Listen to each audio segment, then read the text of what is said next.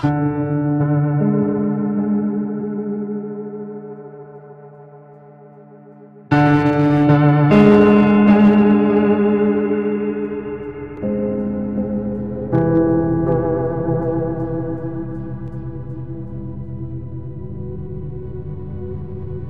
on voit les présidents de centrales se faire emprisonner, on ne peut pas ne pas avoir un sentiment d'hostilité à l'égard de ceux qui sont responsables des gouvernements, des ministres responsables. Bon, écoutez, là, c'est de faire payer lourdement à des individus pour l'exercice de droits collectifs. Ben non, ça, écoutez, là, ces gens-là n'ont pas été corrects, ont été des instruments au service d'un pouvoir qu'on a dénoncé.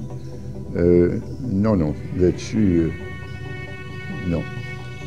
Pas obligé de sauter dessus et les égorger. Je ferais encore plus de prison que ceux qui ont été mis en prison, mais non. Ça se pardonne pas. J'ai pas d'amis de ce côté-là.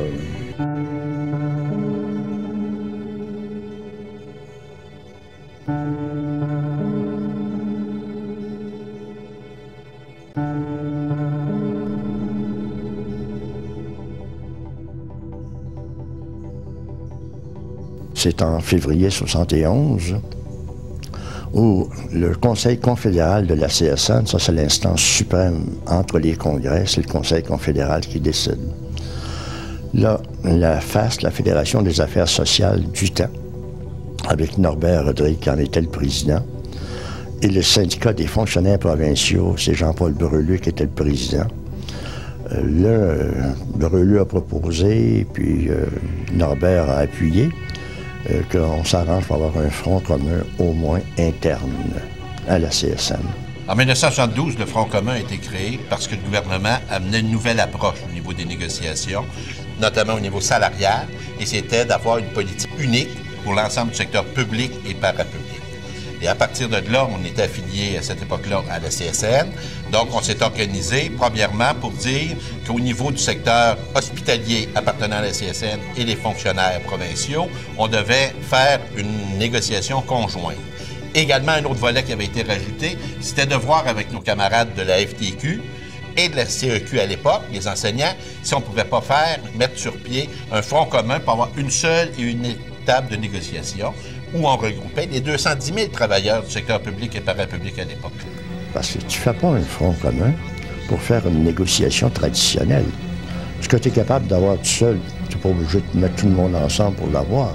Si tu vas avoir un 5 % d'augmentation de salaire à l'époque, tu comprends bien que...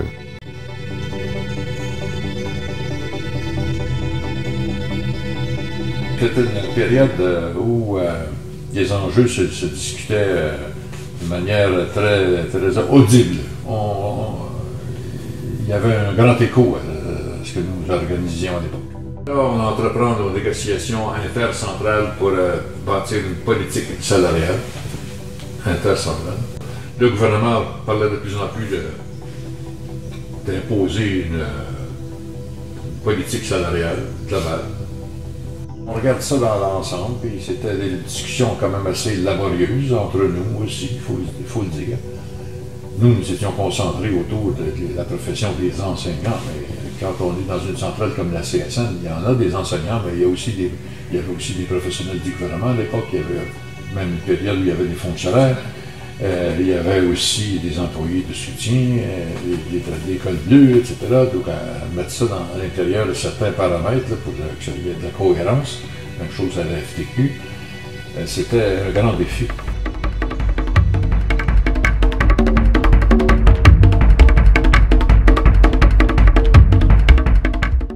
Côté socio-économique, la décennie 1965-75 a été une période folle.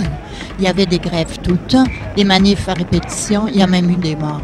Je me souviens d'affrontements souvent violents et toujours injustes avec la police. C'était peut-être partout au monde, mais dans notre cas, on peut dire que ça a été la période la moins tranquille du grand réveil québécois. Vous voyez les images à l'écran, ça nous montre une de ces manifs, celle en 68 où on revendiquait la francisation de l'Université McGill. Toute une époque. C'était très effervescent au Québec. Mais c'était même international à ce moment-là. Et on était membre de la Confédération mondiale du travail. Marcel en a été le président, d'ailleurs, un petit peu après. Là.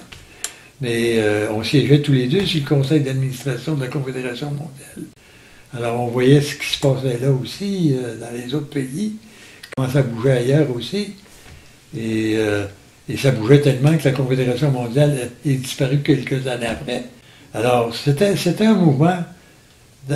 Tout était en cause à ce moment-là. Même l'Église était en cause.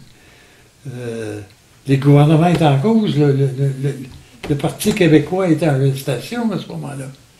Tu sais, il n'y avait plus de vérité déclarée, là. Alors, on faisait comme les Beaucerons. On faisait de la Terre-Neuve. On bûchait. C'est en 70 pour le comité de négociation provinciale. Marcel invite Jacques Parizeau, qui était principal conseiller du gouvernement dans le temps qu'on négociait contre le gouvernement, le Sage, puis Johnson. Puis là, Parizeau nous fait un exposé sur ses façons de négocier avec nous. Il nous explique, par exemple, qu'il est dans une chambre noire, puis il y a des tableaux au mur. Sur les tableaux au mur, c'est nous autres. C'est le portrait des négociations. Si moi, je vous observe, quand il y en a un qui va trop vite, je le ralentis. Comme ça, je vous vois tous en même temps. Puis je peux vous embrasser en même temps. Tu sais, je suis dans la fonction publique, je mets la viande dans le moulin à viande, il faut que les saucisses sortent toutes de la même longueur. Je ne peux pas me permettre d'avoir 3 ou 4 longueurs de saucisses. Parce que c'est l'État qui paye, patati patata. Il y a une solution pour vous autres, il n'y en a pas 2, 3, il y en a une. Il faut que vous soyez tous ensemble pour défoncer le gouvernement. Sans ça, vous ne défoncerez jamais. Après cette session-là, Marcel me dit qu'est-ce que tu penses si on mettait en place un front commun avec les autres centrales? C'est là qu'on a commencé à travailler ça. J'ai été son lieutenant là-dedans.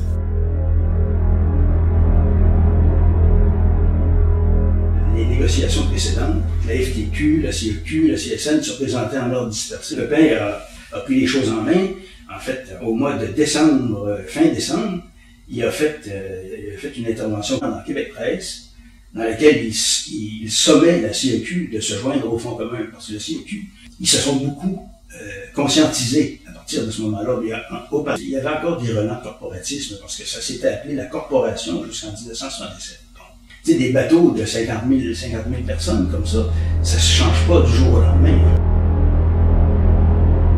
La chose curieuse, le gouvernement n'était pas d'accord à ce qu'on nous donnait accès à une table centrale, un lieu central de négociation. On parlait d'une politique salariale devant s'appliquer à tous les secteurs, mais quand on parlait, nous, de parti syndical, de l'accès à une table centrale, un lieu central pour négocier, c'était pas question.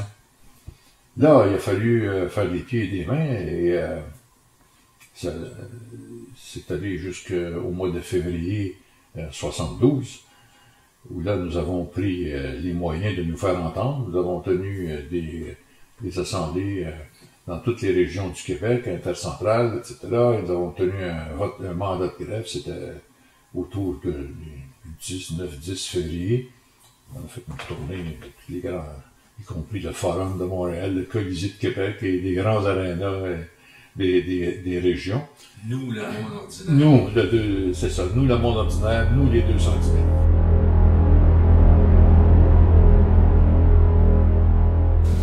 À un certain moment, on a fait toute une démarche, puis on vient de créer un slogan qui va passer en l'histoire du Québec. Nous, le monde ordinaire. OK? Là, on est dans l'imprimerie, là, puis on me demande, fais-les, le nous. Ça n'a pas été long, ça a pris à peu près 1 heure à faire. Tout ce que je suis, moi, à ce moment-là, premièrement, je le fais à la main. Nous, en typographie, c'est une affaire officielle, c'est une affaire de compagnie, c'est une affaire de pouvoir, c'est une affaire de... ministère, je sais pas quoi. Le monde ordinaire, ça n'a pas de moyens, ça écrit à la main. Donc, ça va être écrit à la main. Les lettres sont dessinées direct. OK? Je peux te leur dessiner tout de suite, tu veux. Pareil. Et là, je ne sais plus quelle lettre, j'ai fait un petit défaut de rien que juste moi peux voir, microscopique. Mais 3 mois après, tu as 800 000 personnes au Québec sur le trottoir avec une pancarte, nous, le monde ordinaire, puis moi, je passe en auto, puis j'aperçois ma petite erreur sur ma lettre. Ben, ça te fait un crise de velours. Tu sais, il n'y a pas rien que le chèque pour te payer. Il y a que ce monde-là s'identifie à ta création. Ils ont compris le message que, tu sais, ça vaut... Il n'y a pas un montant d'argent qui peut valoir ça. À l'époque, quand le Front commun s'est mis à parler du 100 $ par semaine, disons que mon enthousiasme a fait un bond. Dans les négos, alors que le normatif est aussi abstrait qu'essentiel, si on veut vraiment mobiliser la base, il faut savoir invoquer quelque chose de concret, quelque chose qui s'explique en 3 mots. En ce sens, l'idée du 100 piastres a été géniale. Pépin qui est un artiste de la négociation comme pas un. Je me souviens d'une émission où il a brûlé l'Allier. L'Allier était ministre de la fonction publique. Puis, juste pendant un débat à télévision, en face à face, Pépin disait « Monsieur l'Allier, 100 piastres par semaine. Si vous feriez avec 100 piastres par semaine. On demande 100 piastres par semaine. » Le 100 piastres, c'était la goutte d'eau dans le ciment. L'Allier, 100 piastres par semaine, c'est ceux qui disent 100 piastres par semaine, Monsieur l'Allier, c'est ça qu'ils demandent. On ne demande pas le pédo, on demande 100 piastres par semaine.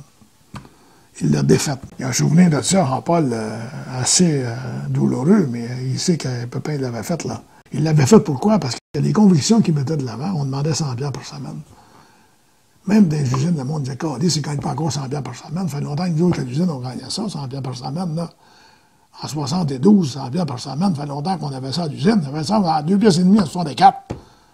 2,5 piastres de l'heure, 104, ça fait 100 $ par semaine. Quand je suis rentré à la shop. Les autres, ils n'avaient pas 72. Le monde disait, qu'est-ce qui se passe? On avait l'appui du secteur privé. Le monde était d'accord avec les 100 $ par semaine. Mais Bourassa était entêté. On est arrivé aux 100 piastres par 74. La grande force du 100 piastres, c'est qu'il était compris tout de suite. Les gens savaient ce que ça voulait dire. La table est mise. Les 210 000 employés de l'État ont voté un mandat de grève, mais un dialogue de sourds s'engage avec l'État. C'est ce qui explique que le 28 mars, les syndiqués se mobilisent en un premier débrayage. Mais une semaine plus tard, les négos sont déjà rompus, d'où la grève générale illimitée qui se déclenche le 11 avril. Le Québec est sans dessus-dessous. Tant et si bien que les députés libéraux votent une loi spéciale le 21 avril, et là, du jamais vu se produit dans l'histoire du Québec.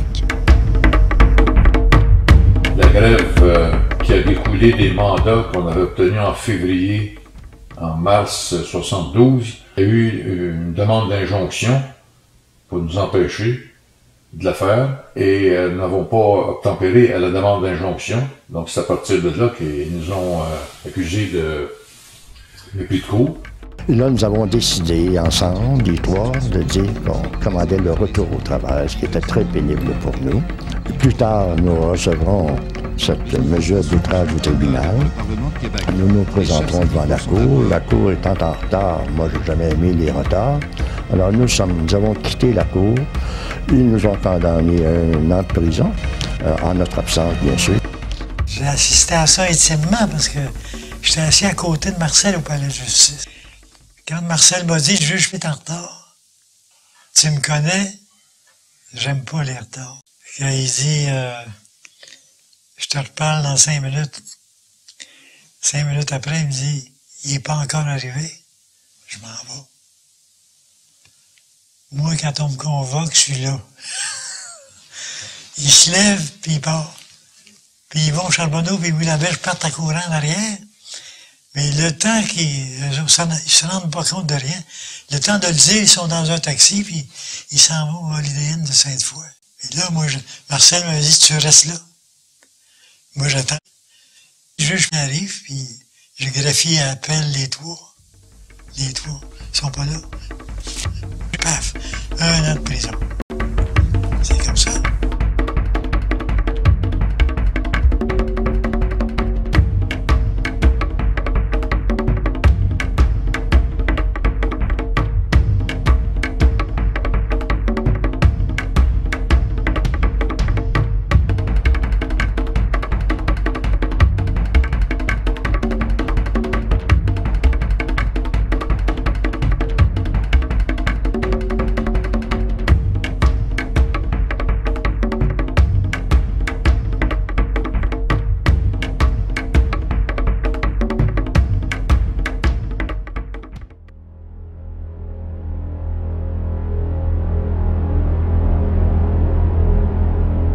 C'est qui vous a mis en dedans? Est-ce que c'est Bourassa? Est-ce que c'est Choquette? Est-ce que c'est... Disons que la manœuvre globale, c'est sûr que nous n'avions pas tenu compte d'une injonction. Donc, le procureur général, Choquette, le ministre de la Justice, il n'avait pas besoin d'attendre l'ordre de Bourassa pour bouger. Lui, il se sentait, c'était d'abord quelqu'un qui aime l'ordre, qui aime les sociétés de ce type-là. Et lui, il a compris ce qu'il m'a expliqué plus tard quand on s'est revus plusieurs années après. Il dit, moi, j'attendais pas que Bourassa me téléphone pour me dire de faire ma job. Moi, quelqu'un qui viole les injonctions, qui que ce soit, moi, je fais le nécessaire. On demande des accusations. Bourassa m'a dit la même chose aussi, après coup. Il dit, nous, on cherchait pas à avoir une condamnation d'1 an. Là. On vous a mis en accusation parce qu'on ne peut pas faire autrement. Sauf que c'est le juge. Lui a décidé que c'était 1 an qui nous convenait, 1 an de prison. Là, eux aussi l'ont appris en même temps que nous. Là. Alors, qui a fait quoi? C'est un enchaînement, et puis à un moment donné, le juge, lui, a décidé qu'il fallait une sentence d'1 an. J'imagine qu'il y a la valeur exemplaire. Il a dû raisonner en termes d'exemplarité. Bourassa aurait tant souhaité que vous lui demandiez grâce. Et que vous auriez été libéré à ce moment-là. Ça ne m'étonnerait pas que ça les embarrassait de nous voir en prison. Ça les gênait, dans un sens, pour leurs opérations, parce qu'ils étaient cités partout, c'est devenu une question internationale, toutes les centrales syndicales internationales, l'OIT, tout le monde était sur leur dos, tout le monde... c'était pas bon pour l'image du Québec, ça. Lui, il cherchait des investissements, il y avait David James à monter, il y avait ses grands projets, il n'y avait pas besoin de ce dérapage-là, à ce point-là, en tout cas. Alors, Choquette a fait comme procureur ce qu'il considérait de son devoir, et puis le juge a fait le reste. Donc on est allé en prison pendant 2 semaines. Là, on a demandé d'aller en appel. Le gouvernement a changé à ce moment-là de ministre. Il a mis Cournoyer aux négociations pour remplacer Jean-Paul Denis. C'était pas une décision du gouvernement dans son ensemble. Les chefs syndicaux avaient été condamnés pour outrage au tribunal, et c'est le procureur général qui est ministre de la Justice qui avait le pouvoir de faire seul le geste qui conduisait à l'emprisonnement des chefs syndicaux. Il n'était pas obligé de consulter le Conseil des ministres, ni même le premier ministre. C'était Jérôme Choquette. Alors, moi, comme ministre de la fonction publique, Raymond Garneau comme ministre des Finances, Claude Castonguay, Guy Saint-Pierre, on n'était pas dans le coup. On a appris de l'extérieur ces arrestations-là. Il y avait eu des arrestations d'infirmières un peu avant. Et tout ça dans un contexte où on ne voulait pas ce genre de choses. Ça a commandé un règlement plutôt rapide par la suite du dossier. Cournoyer m'a remplacé comme ministre de la fonction publique. Je suis resté ministre des Communications. Et Jean Cournoyer a recommandé à Robert Bourassa un règlement qui, nous avait été globalement refusé dans les jours précédents par le gouvernement. Quand je dis nous, c'est Raymond Garneau, moi et Castonguay. On avait dit qu'on pourrait régler avec ces outils-là, cet argent-là. La réponse avait été non. Et quand on a réglé à la fin, ça a coûté plus cher que ça. Les lendemains de l'emprisonnement des chefs sont dramatiques. La désobéissance civile est devenue la norme pan-québécoise. Il y a même un jeune syndiqué qui perd la vie à cette île. Il ne manque que l'armée, comme en octobre 70, 18 mois plus tôt. En même temps, c'est le signal d'un putsch raté à la CSN. À défaut de pouvoir en prendre le contrôle, 3 hauts dirigeants quittent la centrale avec fracas pour aller fonder la CSD. Le privé était présent en tabarouette. Thetford Mines et tout ça, là, ça a été très présent. Ce moment-là est un moment extrêmement fort. Je me souviens que s'il n'y avait pas eu l'incident de Sept-Îles, nommé Leblanc, qui est rentré dans une manif de grévistes avec son auto, il a tué un homme, un gréviste. S'il n'y avait pas eu cet événement-là, je ne sais pas où ça aurait été. Ça a éteint le Front commun, les actions.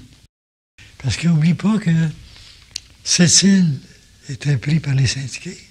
L'aéroport ne fonctionnait plus, les routes ne fonctionnaient plus. Dans la Gaspésie, on maîtrisait les médias d'information. Bécomo. Après ça, Thetford Mines, on était en train de tout prendre aussi.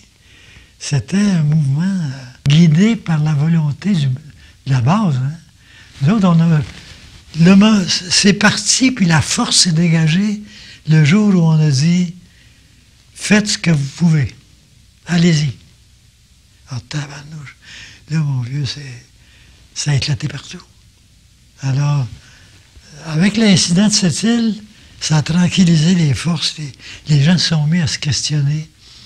Puis malheureusement, ça s'est éteint tranquillement. Malheureusement ou heureusement, je crois.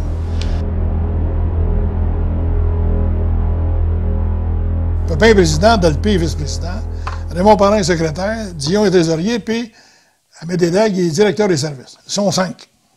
Pépin est en prison, fait qu'il reste les 4 autres. Les 3D, Dion, Dalpé et Daigle, avec Parent. C'est de même que ça s'est joué. Et là, eux autres, ils prennent une décision que si le monde du secteur public ne respecte pas la loi 19, ils ne paieront pas l'FDP, ils ne paieront pas le Fonds de défense professionnelle aux grévistes. Ben là. À Sorel, quand on apprend ça, réunion du Conseil central, le Conseil confédéral s'en vient dans une semaine, une résolution à l'Assemblée générale, qu'un vote de blâme à l'effet que Dion, Dalpé et Daigle, on n'appelait pas 3D à l'époque, mais le trésorier et le directeur des services, soient blâmés pour la position qu'ils ont prise à l'endroit du monde du secteur public. Un vote de blâme. Fait qu'on s'en va à Québec. Gérald Côté, qui est le porte-parole, il s'en va au micro. Il ouvre la séance. Puis là, il dit, on a une proposition du Conseil central de Sorel à l'effet de blâmer le vice-président, puis il nomme tout. Là, ça se met à chahuter là-dedans. Ouais, mais Sorel, puis ça crie. Là, Michel se lève. Il dit, Monsieur le Président, vous avez une proposition, on s'entend. Il dit, il faut faire le débat, puis on va prendre un appuyeur, puis vous ne montrerez pas à présider. Il y a un gars qui se lève. Il y a un groupe de Montmagny, un syndicat de Montmagny, qui s'était fait accompagner dans sa délégation par un boxeur professionnel d'un gars de Montmagny. On avait voulu pour créer le trouble. Et dès que Michel s'est levé pour aller au micro... Il donne un bon coup de poing. Michel tombe à terre. Je suis le tué, là. Il a un méchant coup de poing, là. Il se relève debout, puis il dit, tu ne recommenceras pas ça. Ah ben là, pataclar, un autre coup de poing sur la gueule. Il y a un gars de Montréal qui est tanné de voir ça, puis là, il est en maudit parce qu'ils ont fait ses 4 ans. Il s'en vient au regard avec une chaise. Le gars, il dit, mets ça à terre. Il met la chaise à terre au lieu de le tapocher. Puis là, il reçoit le coup de poing, lui-ci. Fait que là, Dion, et Dalpé prend le... Parce qu'à l'époque, on présidait avec des maillots, il prend ça, il dit, on ajourne Silésier, séance tenante. Bon. Francine Lalonde, qui était enceinte, c'était visible qu'elle était enceinte, elle était ses derniers milles, je pense, avant d'accoucher. Il y a un gars qui veut la fesser dans le hall d'entrée. Ah ben là, moi, elle le prend pas. Puis là, je dis au gars, ça ne marchera pas de même. Là, j'en donne un bon dans le visage, puis là, ça a réglé son gars. Fait que je me souviens à quelle année qu'il y a le petit gars de Francine Lalonde. Mais non, mais c'est complètement fou. Là, le bordel a pogné dans ce Conseil confédéral-là. Les chaises levaient partout, pro-CSN, pro-Dalpé. Et là, l'Assemblée, évidemment, il n'y avait plus d'Assemblée, là, elle ne s'est pas tenue. On ne savait pas ce qui était produit. On en était dans l'état de violence, là, carrément, à l'intérieur de la même centrale syndicale. Moi, j'ai vu des gars, parmi les pro-CSN, qui sont allés acheter des battes de baseball. Pas pour attaquer, mais comme prévention. Si on se faisait attaquer. S'aborder le navire alors que les capitaines sont détenus en prison, il faut le faire. Et là, le lendemain matin, vous retournez à la CSN et qu'est-ce que vous vous dites, là? Je me sens impuissant, tout à coup. Parce que c'est pas moi qui avais le pouvoir de convoquer les assemblées. Pépin est en prison. Le parent ne peut pas convoquer le conseil. C'est l'exécutif volontairement qui convoque le conseil. Les 3D ne sont pas d'accord, ils viennent de journée. Mais là, on ne peut plus se convoquer, nous autres, là. On est vis-à-vis rien, on se ramasse un peu par petits clans. J'avais compris que leur bureau d'avocat avait déjà des injonctions de préparer si je faisais des gestes qui étaient en dehors de mon mandat. L'équipe permanente, on a décidé qu'une guerre directe sur le plan légal, on se faisait bloquer. Alors, une guerre politique, sur l'autre plan, on pouvait la gagner. Alors, comme on était membre de la Confédération mondiale du travail, et que j'avais de bonnes relations, il me connaissait, j'étais sur le conseil d'administration.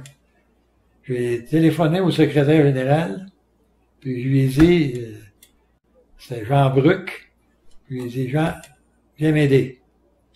Et lui est arrivé ici, et toute la partie de relations avec le gouvernement, il a fait la job de relations publiques, d'interprétation qu'aurait fait Marcel Pépin de la situation, là. Et puis moi, je me suis occupé de l'interne. Dans quel sens? À l'interne, ce qu'on a fait, c'est qu'au lieu on a décidé d'un moyen, c'est de communiquer avec chacun de nos syndicats de base et de leur demander de réitérer leur vote de confiance. Et là, on a eu, dans l'espace de 24 heures, on a eu la fidélité au-delà de 60% là, à la première journée. À l'époque, à la CSN, on avait un système de téléx. Dans chaque bureau de la CSN, c'était pas des mails comme aujourd'hui, des courriels. Là. On avait des temps. L'initiative a commencé à Sorel, Lucien Demers. Le premier qui a envoyé son adhésion totale et entière à la CSN, c'est moi, Lucien Demers, c'est lui qui a commencé. Je demeure fidèle à la CSN. Après ça, on a signé par l'arrière, puis là, ça arrivait de partout. Là, ça arrivait de partout. Là. Le monde restait fidèle à la CSN, la CFT du mouvement. Il fallait faire un mouvement pour que ça arrête, puis que la boule de neige arrête de se faire grosse sur le bord, puis que la note aussi commence à se brosser, mais c'est parti ici. C'est là que les 3D ont pris la décision de scission complète, non pas de prise de pouvoir, mais de scission complète, et de former la CSD. Mais ça a pris du temps, puis il y avait eu de la médiation là-dedans. Francine Lalonde avait été intervenue là, comme médiatrice entre les deux groupes. Mais vous, à ce moment-là, vous deviez être en communication constante avec Marcel Pépin hors Saint-Lin? Pas constante, parce que j'avais pas accès au téléphone. J'ai fait 2 visites à Marcel la prison, accompagné de l'avocat.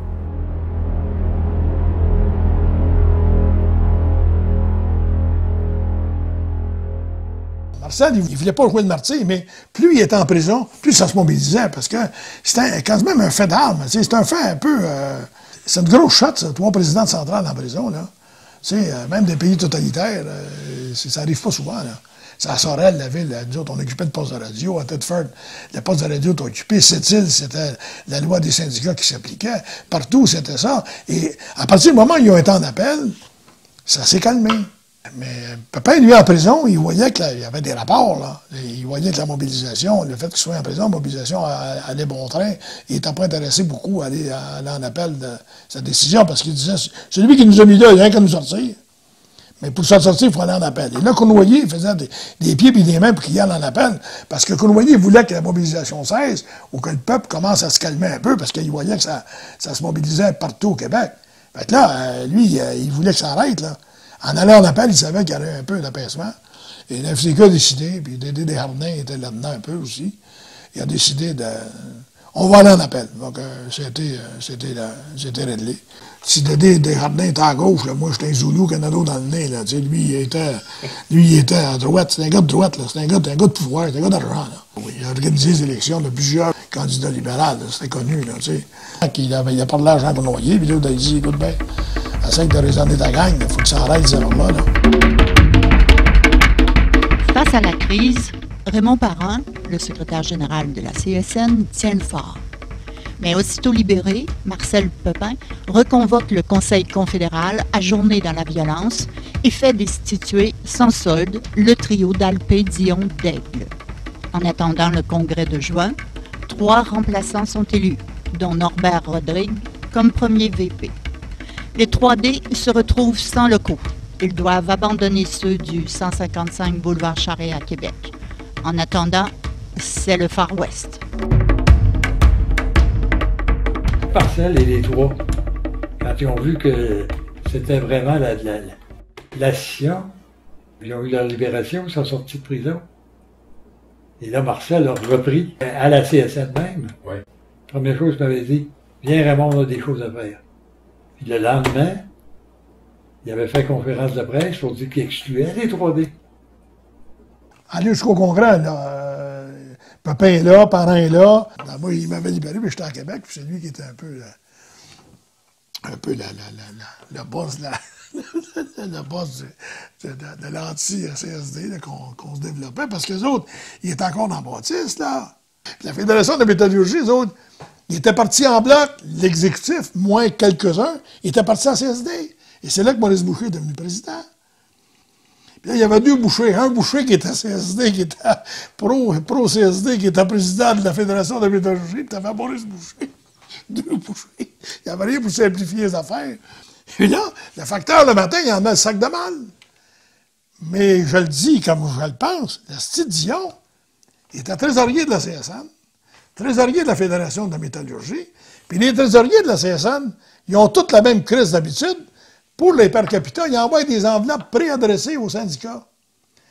La Confédération des syndicats nationaux aux soins de Jacques Dion, trésorier. Fédération de la métallurgie aux soins de Jacques Dion, trésorier. Et là, quand la balle arrivait, le monde avait envoyé per capita, mais pas Jacques Dion à CSN, c'est vrai.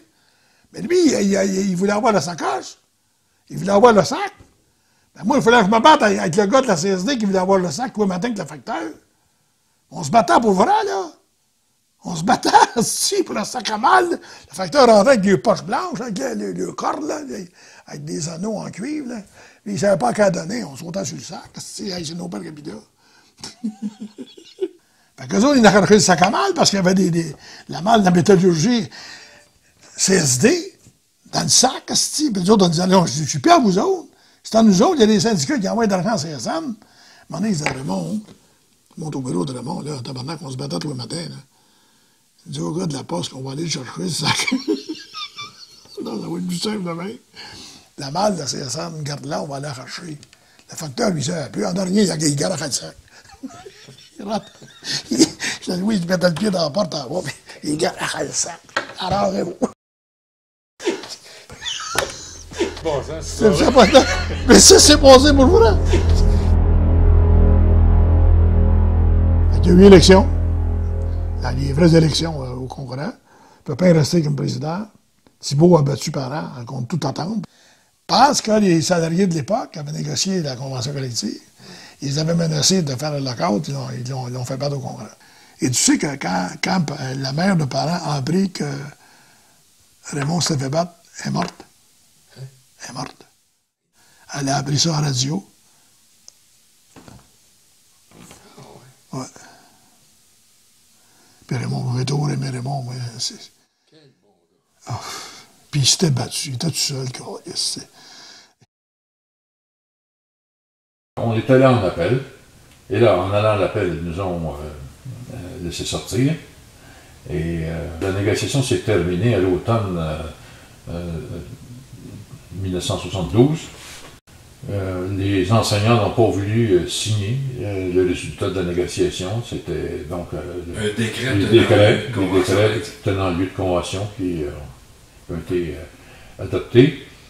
Nous avons perdu en appel vers la fin de novembre et nous avons demandé d'aller en Cour suprême. Mais là, on demande la permission d'aller en Cour suprême. C'était refusé début de février. À ce moment-là, la sentence devient exécutoire. Il nous restait 3 mois et demi à faire. Alors, on est entré à l'ombre d'Orsainville. Il fallait qu'on rentre au Orsainville, à Québec, le bureau de l'FTQ, pour rencontrer Louis Laberge. On a mis dans la serviette de quelqu'un que je n'emmenais pas une bouteille de cognac pour Louis. Parce qu'il était sec depuis qu'il est rentré, puis il faisait des exercices. Il a mis vraiment en santé quand il était en prison. Sauf qu'il s'ennuyait de Lucille, sa femme, puis s'ennuyait de sa mère. Il n'est pas... Marcel Pépé était héroïque. Il profitait de la situation pour être un héros, victime de persécution, martyr de la classe ouvrière, comme Charbonneau. Mais Louis, c'est pas comme ça. J'ai eu ça. Comme si ce n'était pas assez, les fonctionnaires provinciaux quittent à leur tour le Front commun, puis la CSN. 2 référendums sont même nécessaires pour engager la scission. Pendant ce temps, plus de la moitié des syndiqués du Front commun ont réglé de façon acceptable. Les autres doivent apprendre à vivre avec les décrets plus ou moins négociables que l'État annonce le 16 octobre. Le SFPQ décide de se retirer du Front commun dans un premier temps, disant que ses intérêts sont mal défendus par le Front commun puis qu'il serait mieux placé pour défendre lui-même ses intérêts, les intérêts de ses membres face à la négociation. On se rend compte que nos négociateurs sont à la table de négociation avec le Conseil du Trésor au moment même où on est en train d'emprisonner les chefs des 3 centrales syndicales qui composaient le Front commun, CSN, FTQ, CE. Il y a 2 courants aussi. Il y a un courant affairiste, où on gère les conventions collectives, puis il y avait un courant progressiste de combat. Donc, on va consulter les gens. Mais l'exécutif de l'époque a recommandé cette fois-ci de la désaffiliation.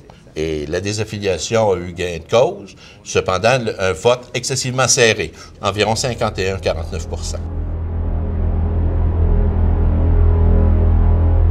Il y a eu 2 référendums.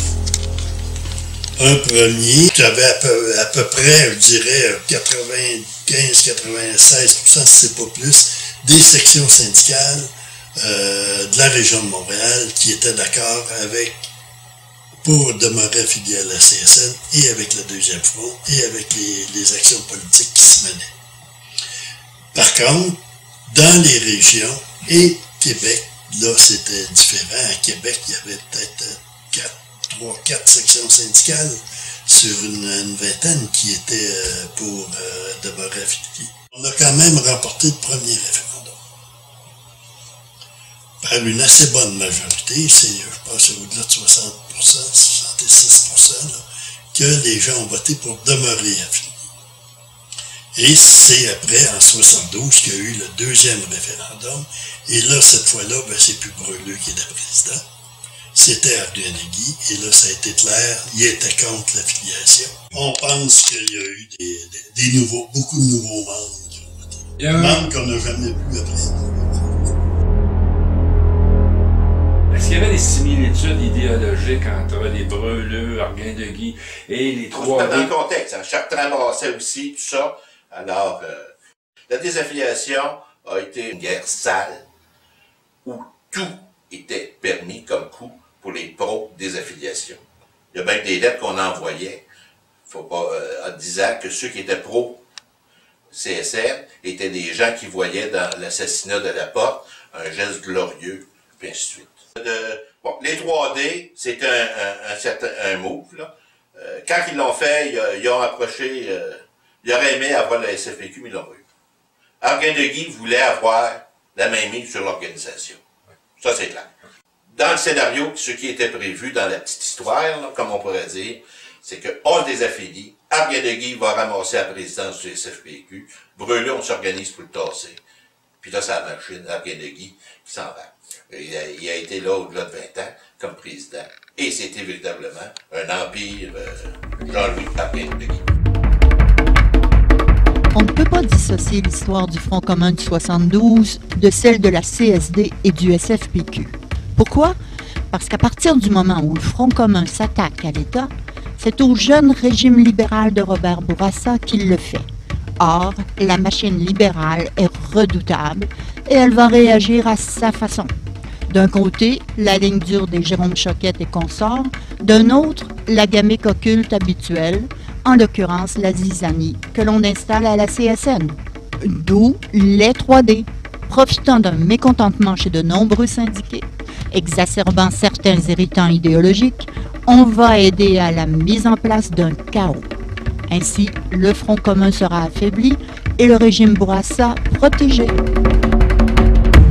À partir du moment où tu t'aperçois que Dalpé, ça avait été candidat du Parti libéral dans Saint-Jérôme, c'était un crosseur dans deux mains. Puis on disait, il change de main sans faire d'un coup. Que Dion était trésorier du Parti libéral à Québec. Daigle était plus, entre guillemets, soumis à Dion pour toutes sortes de raisons financières. C'était un bon gars, dans le fond. Puis, c'était du monde du Parti libéral qui défendait le Parti libéral dans la CSN. C'était des libéraux notoires, puis ils ne s'en cachaient pas. Ils avaient combattu Duplessis pendant des années. Ils avaient combattu Johnson. Moi, je me souviens des congrès, là. Des congrès qu'on était contre le Parti de l'Union nationale en 68. Chris, on a passé plus de temps en 68 sur la colline parlementaire à manifester qu'au congrès. C'était facile de manifester contre Johnson. Dans la salle, tu avais les fonctionnaires qui étaient tous à peu près des libéraux qui avaient été engagés sous le régime libéral, mais qui avaient gardé le job parce qu'il y avait un syndicat.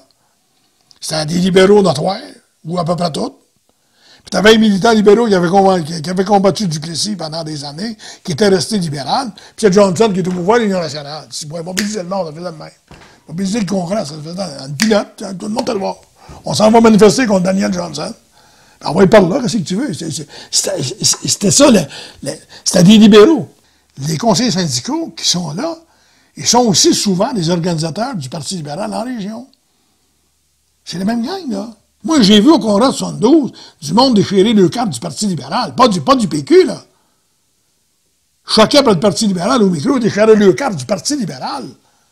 Mais c'est parce qu'il y avait milité au Parti libéral jusqu'en 72, dans les régions du Québec, à faire élire le Parti libéral.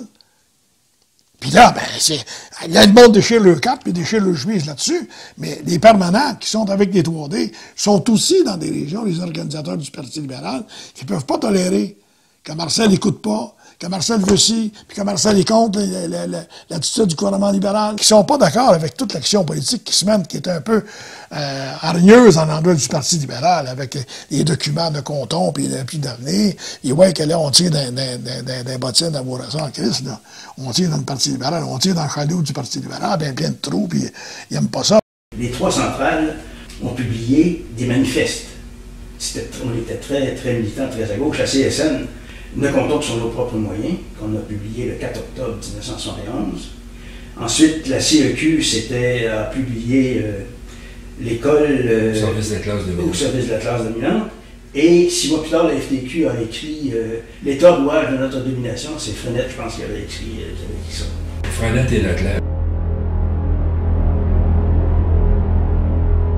On a toutes sortes de publications. De mois en mois, d'année en année, on sentait que ça se radicalisait. Il y avait eu également la grande mobilisation pour les négociations. Et ça avait été quelque chose. Hein. On avait des structures de mobilisation qui étaient assez extraordinaires. On a recyclé nos comités d'action politique pour dans le premier front.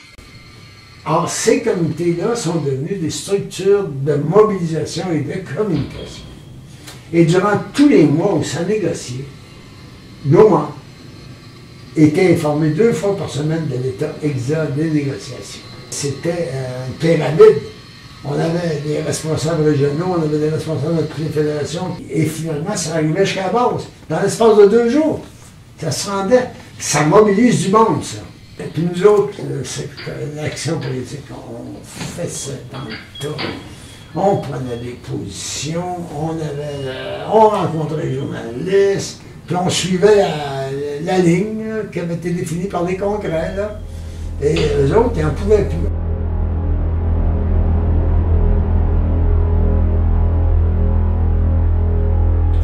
Donc, j'ai eu une rupture. Et là, on a vu à l'œuvre le Parti libéral qui, par exemple, pour sortir la CSN de la construction, c'est notre ami Jean Convoyer qui a fait la job, une loi taillée sur mesure pour faire une place à la CSD dans la construction. Ils ont accrédité dans une nuit. La Chambre a siégé pendant toute la nuit pour lui donner 2 lettres d'accréditation à CSD. C'était le Parti libéral qui était au pouvoir, avec le sentiment de Camille Sanson, qui était d'accord avec ça. Enfin, un vrai syndicaliste vient de naître au Québec. Est-ce que c'était une réaction à l'endroit de Michel Chartrand et de son entourage au Conseil central de Montréal? C'est sûr que le Conseil central de Montréal était identifié comme celui qui sème le bordel. En fait, il y a un syndrome Conseil central de Montréal. Quand Chartrand était président du Conseil central de Montréal, il avait tendance à interpréter ça comme étant le président quasiment de la CSN. Mais il y avait aussi, surtout, que l'arrivée massive d'employés du secteur public et parapublic dans les années 60, ça avait déstabilisé le membership de la CSN. La CSN, qui avait été mise sur pied par l'École bleue, par du monde des usines, des manufactures, etc. Et là, il y a une arrivée massive de fonctionnaires, d'employés d'hôpitaux, de spécialistes, d'ingénieurs, bon, etc. Ça change, ça débalance la composition de la CSN. Alors à ce moment-là, le monde du secteur privé, ils se disent on n'a plus notre place là-dedans, d'autant plus que les idées progressistes, comme l'indépendance du Québec, le socialisme, etc., ça pognait plus dans la région de Montréal et chez les employés, l'école blanc, tout ça, que dans les usines en région un peu partout. C'est un travail qui s'est finalement fait.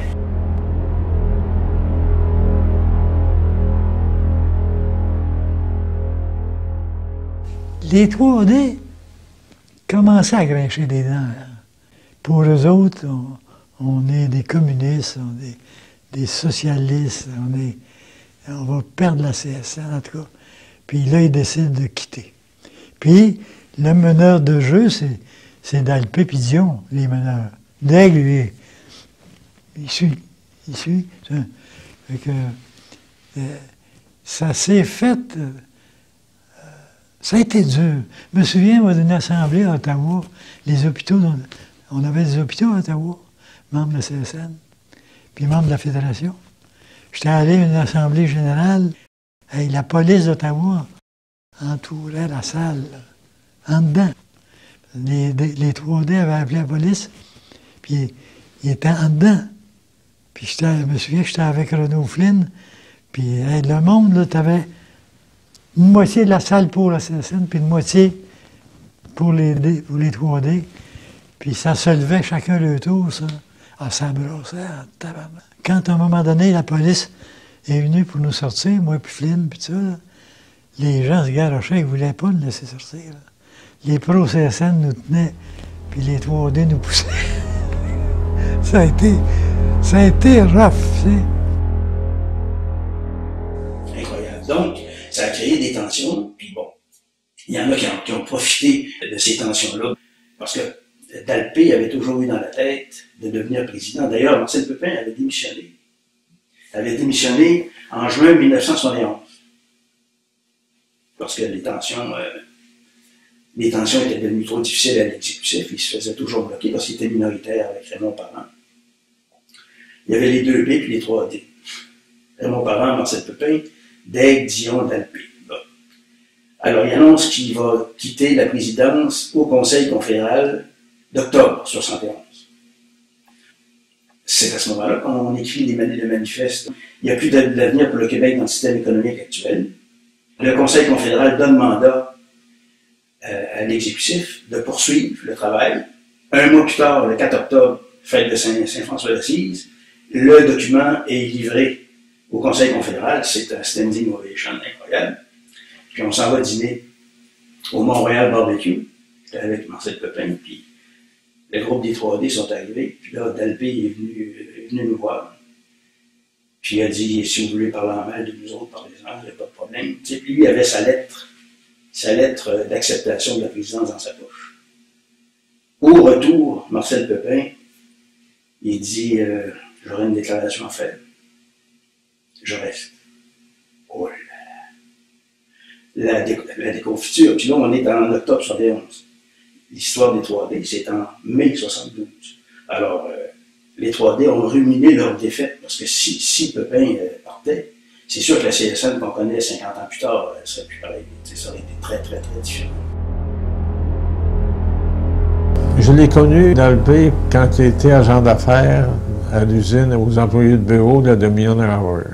Il m'a montré à négocier, il était un peu plus vieux que moi, il était très instruit. Il était suivre des cours. Bon, il m'a aidé beaucoup. Paul Dalpé était congédié parce qu'il posait des gestes qu'on n'acceptait pas. Il faisait signer des chèques en blanc aux trésoriers des différents syndicats. Ça m'avait été rapporté. Je pense que j'étais seulement trésorier à l'époque. Je l'ai rapporté au Congrès du travail du Canada. C'est comme ça qu'il était congédié. Il ne pouvait pas rester. Ils l'ont congédié sur le champ. Les chèques dans les sections locales étaient signés par le trésorier et le président. Dalpé disait au trésorier du syndicat, « Donne-moi ton chèque, tu n'as pas besoin de le signer, je vais m'arranger avec. » Parce qu'il y a souvent des trésoriers de syndicats qui ne savaient pas bien écrire. Lui, il a profité de ça. Puis il disait, je vais l'arranger, il va passer, ça va être correct.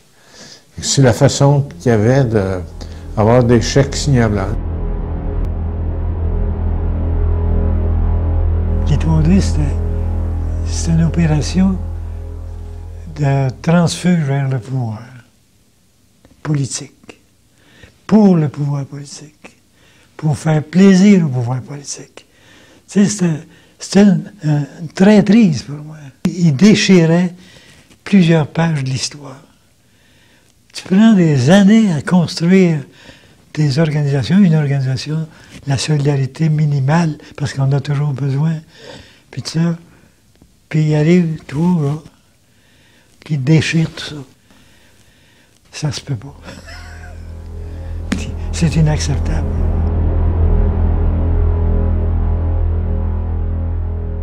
L'ensemble des permanents ont joué un rôle aussi là-dedans. Parce qu'il y a des permanents qui se sont... Ben, il y en a 50% qui, dans la session, ont changé de poste. Ils sont allés à la CSD. D'ailleurs, la CSD a eu un problème financier avec ça. Elle avait trop de monde travailler qu'elle en avait besoin. Ça a été... C'était 60% de votre exécutif? Oui, 3 sur 5. Oui. Ça a été 50% des permanents. Ça a été à peu près 40-45% des structures, les conseils centraux, fédérations, là. Ça a été 30% des officiers, l'ensemble des officiers locaux, etc. Puis c'était 20% des membres. Ah oui. Ça ralentit les activités, mais ça purifie, par exemple. Le feu purifie. Hein. Pour terminer leur peine, les 3 chefs se présentent en prison le 1er février 1973. Ils y resteront jusqu'au 1er mai, le tiers de leur sentence ayant été complétée. Dès lors, ils devront passer 30 heures en prison durant les fins de semaine, et ce jusqu'au 26 septembre. Au fil du temps, ces conditions de détention seront ajustées en fonction de leurs obligations. En novembre 2015, Yvon Charbonneau se remémorait son séjour devant les caméras de Ferrisson. Vraiment assez soulevé. Comment ça se passe? Contez-moi l'aspect humain. Je me souviens que les centrales avaient organisé une manifestation pacifique, d'appui, de solidarité, d'amitié autour de nous. Et je me souviens de ce flot de personnes qui nous entouraient à l'époque de manière chaleureuse.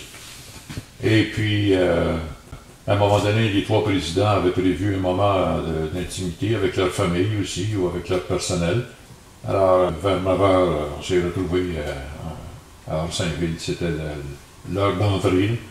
On passe par beaucoup d'émotions. Le soir que Louis est entré aux prisons, on a fait une espèce de souper arrosé un motel pas loin du prison.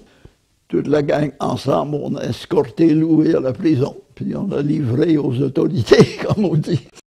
J'avais 32 ans, mais Marcel avait 45, Louis avait 49. Il avait déjà vu passer, vu des expériences de mobilisation comparables dans le passé. Enfin, je pense que c'était un peu nouveau pour tout le monde aussi, de se retrouver surtout ensemble. Donc on est tous entrés là vers 9h, et puis Là, c'est la fouille, puis ils nous mettent à nu, puis ils nous donnent des vêtements plus ou moins à notre taille. Et il faut faire avec, là, il faut aller prendre possession de notre cellule. Puis en 72-73, la prison d'Arsainville n'était pas une prison remplie à capacité comme c'est le cas maintenant. Donc, au sous-sol, je me souviens qu'il y avait des grands espaces libres.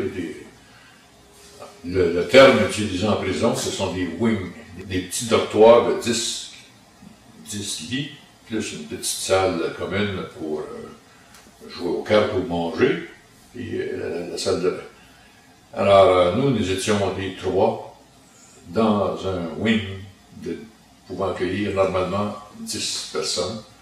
Alors, on était relativement isolés, mais le reste du traitement qui nous était fait, c'était la même chose. Pour ce qui est des appels téléphoniques, pour ce qui est du courrier, les avocats, les visites familiales, etc. C'était la même chose. Il y a des gardiens qui venaient parfois faire la causette un peu.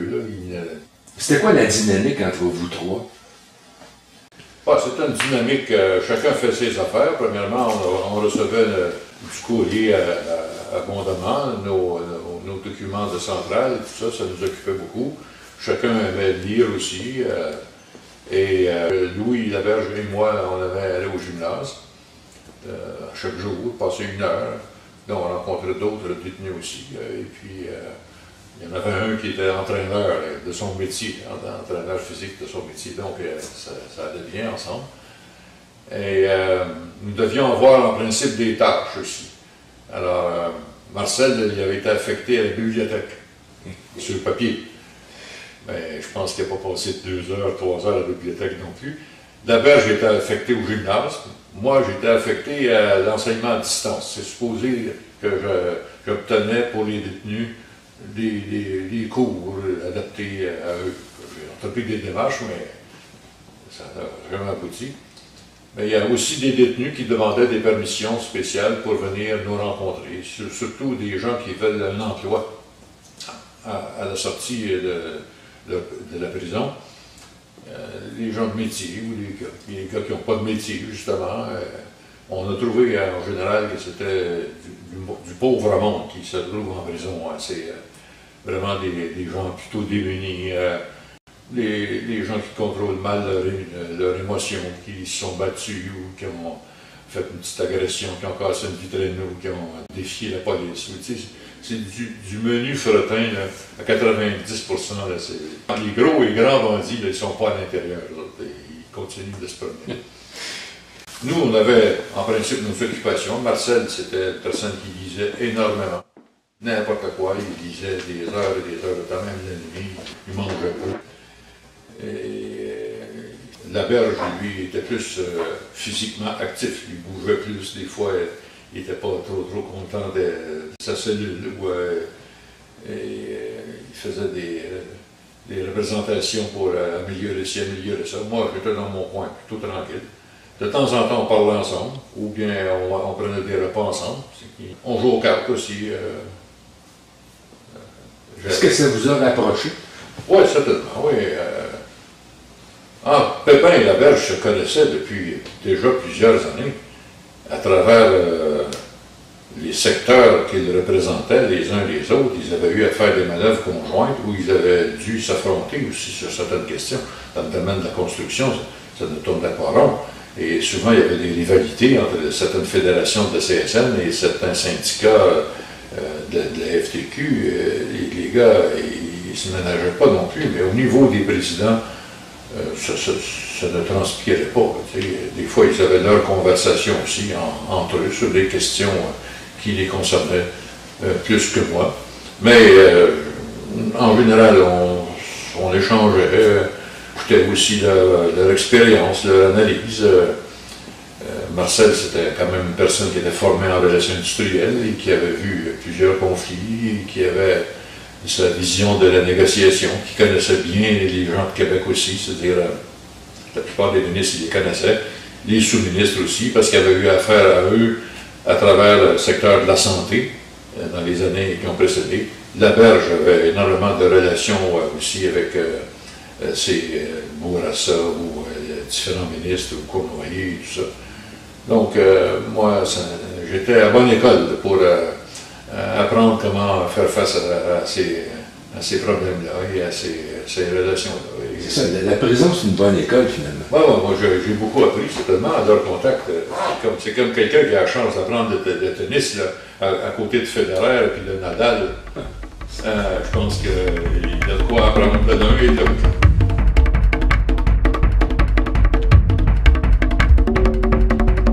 Le Front commun n'a pas eu de fin officielle. Dès l'été 72, de petites ententes peu médiatisées ont commencé à être signalées ici et là.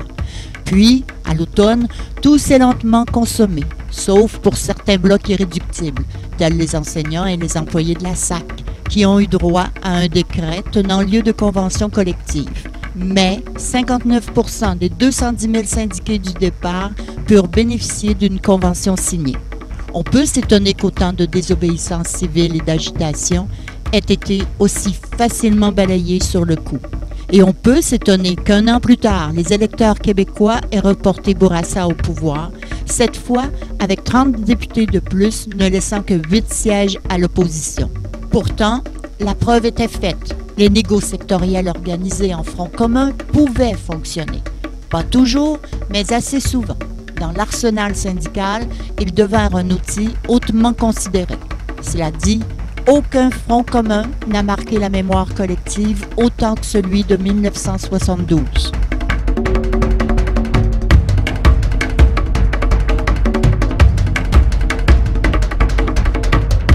Ceci termine cette émission Souvenir.